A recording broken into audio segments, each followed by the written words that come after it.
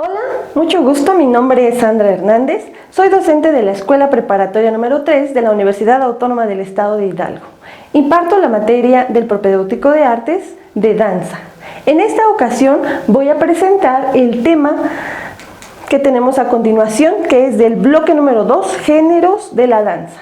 Criterios para clasificar los géneros dancísticos. El subtema que vamos a abarcar el día de hoy es técnicas elaboradas y los grupos sociales.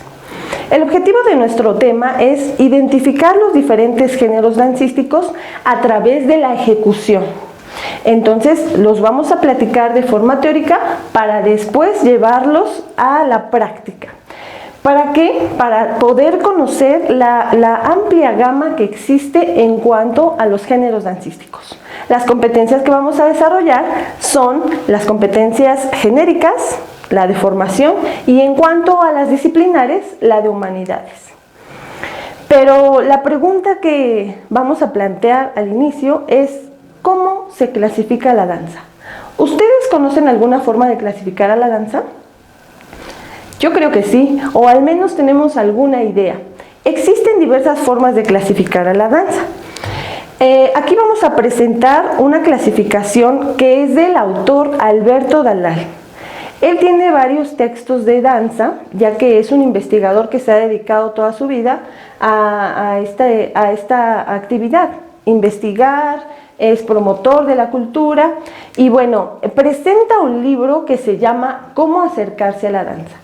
En este libro maneja cronológicamente cómo fue desarrollándose la danza y la segmenta en dos grupos. El primero es el grupo de las técnicas elaboradas, el cual abarca a la danza clásica, a la danza moderna y a la danza contemporánea. Después tenemos el segundo grupo, que es grupos sociales. Este se segmenta en las danzas autóctonas, las danzas populares y estas a su vez se subdividen en las danzas folclóricas o regionales y las danzas populares urbanas. Las técnicas elaboradas requieren de un entrenamiento específico para poder ejecutarlas. O sea que yo tengo que ir a una escuela, a una academia y practicarlas para poder llevarlas al escenario. Puede decirse que son danzas escénicas. Tenemos tres. La primera es la danza clásica. Cronológicamente así surge. La danza clásica surge en el siglo XVII en Italia, aunque se desarrolla en Francia más adelante. Esta danza, este tipo de danza, refleja aspectos muy bellos, refleja la belleza. Nosotros vemos representaciones como el Lago de los Cisnes, como la Bella Durmiente, y estas danzas tienen características muy específicas. Por ejemplo, hablando de la vestimenta, los bailarines utilizan mallas para que se marquen las líneas del cuerpo. La verticalidad es muy importante, casi todo el desarrollo del movimiento es en el nivel medio y en el nivel alto. Muchos saltos, muchos giros, cargadas hacia las bailarinas. Y una característica de este tipo de danzas es que lo hacen en puntas. Más adelante, cuando vayamos a la práctica, vamos a practicar algunas de las técnicas. Aquí, por ejemplo, tomo como referencia la técnica Vaganova. Es una de las más básicas, pero existen otras, la técnica cubana, la roya, la chequetti. Y estas técnicas sirven para formar el cuerpo del bailarín, el cuerpo de la bailarina, y así pueda desarrollar los movimientos que se requieren para ejecutar este tipo de danza. Se consideraba una danza un tanto rígida, por eso más adelante surge la danza moderna. La danza moderna tiene como característica principal romper con los esquemas de la danza clásica. ¿Por qué? Porque surgieron bailarines que dijeron, basta de esto, no me gusta utilizar mi cuerpo con tanta rigidez, los movimientos me impiden expresar lo que yo quiero, lo que yo necesito. Y entonces es por eso que surge este movimiento. Se conoce a Isadora Duncan, que fue uno de los personajes que analizamos en el bloque anterior, como la precursora de la danza moderna. Sin embargo, hubo otros personajes que también hicieron experimentación con este tipo de movimiento. Era un movimiento más libre, más suelto, no tan rígido como la danza clásica, y pues por ahí se dice que las bailarinas tomaron las zapatillas de ballet, las zapatillas de punta, y dijeron ya basta. Y entonces empezaron a bailar con los pies descalzos, haciendo movimientos más libres, más sueltos. Y junto a este movimiento moderno surge también la danza contemporánea, que es ir más allá de la danza moderna, es como la evolución de la danza moderna. Inclusive hay algunos autores que manejan a bailarinas como Martha Graham, como bailarina de danza moderna, y hay quien la maneja como de danza contemporánea. En realidad hay muchas similitudes en este tipo de danzas. Lo que sí creo que liga a las dos es que expresan de manera más visceral los sentimientos, las emociones, y no necesariamente presentan cosas bellas.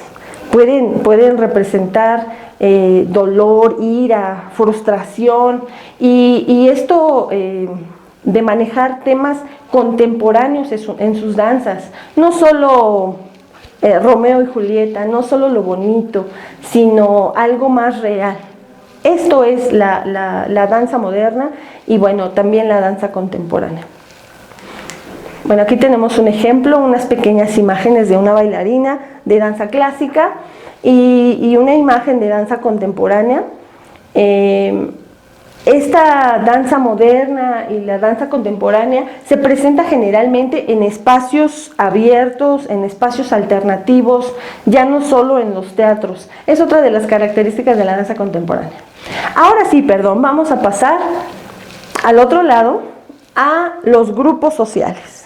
Y pues también, como su nombre lo dice, son danzas que emanan de los diferentes grupos sociales. También el autor los acomoda de manera cronológica, empezando por las danzas autóctonas y llegando hacia las danzas populares. Las danzas autóctonas son estas danzas de tipo ritual. En nuestro país tenemos muchas danzas prehispánicas, danzas que se realizaban antes de la llegada de los españoles y eran ejecutadas con la finalidad de invocar a la lluvia para que lloviera. Entonces tenían momentos específicos para llevarse a cabo. Después llegan los españoles y traen unas nuevas danzas que no se conocían en el México prehispánico y se mezclan con las danzas que nosotros teníamos. Así que surgen las danzas populares. Estas danzas populares eran un poco más como de fiesta. Y las vemos en la actualidad. En nuestro país hay una riqueza impresionante de folclore. En el norte tenemos, por ejemplo, las polcas. En nuestro estado tenemos los guapangos, y no solo en nuestro estado, el guapango se baila en varios estados, en Veracruz, en San Luis Potosí, en el Estado de México, bueno, y también aquí es muy característico del estado de Hidalgo. En el sur tenemos, por ejemplo, los sones de tarima, y así puedo decir un sinnúmero de danzas folclóricas regionales que se presentan en nuestro país. Los vestuarios son igual muy diversos, desde el típico de la China poblana, con muchos diamantina, muy brillante, con colores muy vivos, los vestuarios de Jalisco, por ejemplo, que son unas faldas muy amplias, y estas son también danzas de cortejo, donde vemos a parejas coqueteando, haciendo este pequeño flirteo entre sí. Entonces, en general son danzas de fiesta. Después viene una evolución hacia las danzas urbanas, danzas populares urbanas. Estas ya son más específicas de sectores urbanos, a lo mejor ya no de las comunidades, porque ahí se mantienen las danzas regionales, las danzas folclóricas, pero ya más hacia la ciudad empieza otro tipo de movimiento dancístico. Y el principal representante de este género es el hip hop, el movimiento de hip hop que tenemos influenciado por nuestro vecino, Estados Unidos, donde muestra toda esta cultura que no solamente abarca la danza, sino el rap, el breakdance. Entonces, no estoy diciendo que el hip hop sea lo único. Hay muchos géneros que abarcan, digamos, este movimiento urbano. Por ejemplo, el rock and roll, el cha-cha-cha, todos estos igual son un poco más modernos, también son aprendidos, pues a lo mejor de manera coloquial. Yo voy a una fiesta y digo, a ver, voy a tomar una clase para poder bailar este pasito que todos conocemos, que va para acá y va para allá. No necesito ir a una academia. Por eso es que estas danzas de grupos sociales no necesitan de un entrenamiento específico para poder llevarlas a cabo. Aquí tenemos dos imágenes de muestra. En la primera se muestra una imagen de una danza prehispánica, y en la parte de abajo algo más urbano, una imagen de hip hop. Bueno, en general esta es la clasificación de la danza. Más adelante, en las clases consecuentes, vamos a ejecutarlas y vamos a tener un pequeño acercamiento a cada una de ellas desde la parte práctica. Para eso vamos a implementar algunas dinámicas de improvisación. Aquí también les dejo una referencia acerca del texto de Alberto Dalal, Cómo acercarse a la danza, por si quieren investigar un poco más acerca de este tema. Muchas gracias por su atención.